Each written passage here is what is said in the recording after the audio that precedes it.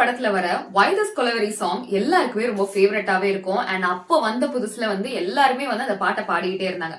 But அந்த ஒரு சாங்னால என் லைஃப்ல ஒரு இன்ஃபீரியாரிட்டி காம்ப்ளெக்ஸ் வந்துச்சுன்னு சொன்னா உங்களால நம்ப முடியுதா? ஒரு நாள் ஸ்கூல் முடிச்சுட்டு என் வேன்ல வீட்டுக்கு திரும்பி வரப்போ அந்த சாங் பிளே பண்ணிட்டு இருந்தாங்க.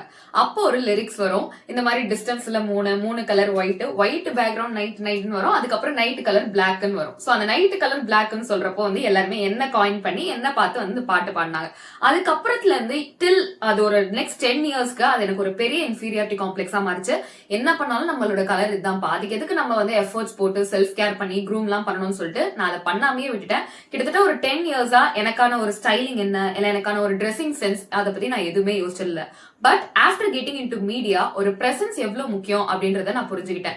கொஞ்சம் கொஞ்சமா மீடியாக்காக பண்ண ஆரம்பிச்சேன். ஆனா அட்லாஸ்ட் என்னையே எனக்கு பிடிக்க ஆரம்பிச்சது. சோ மீடியாவை தாண்டி இனிமே நம்ம சும்மா வெளில போனாலும் ரொம்ப நல்லா போனோம், நான் சொல்றது அழகா போனோம்னு இல்ல, பிரசன்டபிளா போனோம் அப்படின்றத புரிஞ்சுக்கிட்டேன். சோ இன்னைக்கு 11 சீரீஸ் எபிசோட் 2ல உங்களுக்கு விஷ் பண்றதோ மேனிஃபெஸ்ட் பண்றதோ இதுதான்.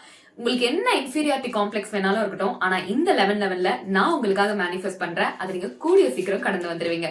நாளைக்கு இன்னொரு 11 சீரீஸோட பாப்போம். பாய்.